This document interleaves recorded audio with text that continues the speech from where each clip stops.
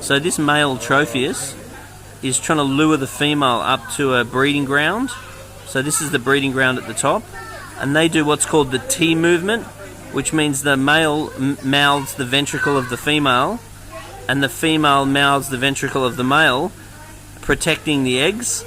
And what will happen is very, very quickly the female will drop an egg, the male will fertilize it, and then the female will pick the egg up again in her mouth to look after them. So you can see the male, this very dark black one with the bright yellow stripe, the Tropheus black, and it's acting very aggressively. It's chasing all the other fish away from that particular flat rock at the top, and then he's trying to attract the female and get her attention and bring her over to the spawning area.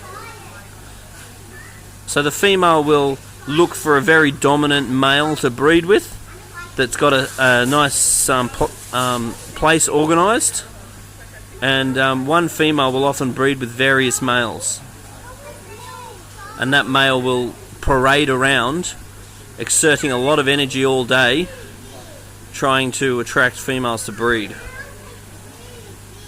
And all dominant fish only get to be dominant for a period of time because they are exerting so much energy with their lifestyle that they do end up conking out eventually. So there's the T movement you're seeing right now.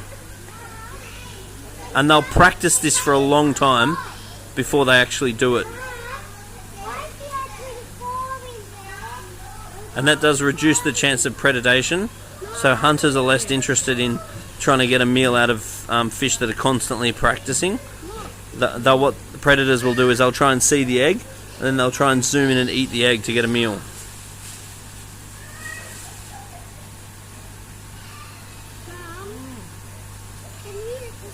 And that's why it's important to have several females per male, because as you can see, it's a very brutal exercise, and the male can be very rough on the female during this time.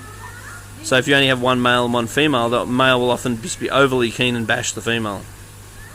And the more distractions there are in the tank, like the more other fish there are around to distract the male, the safer the breeding behaviour.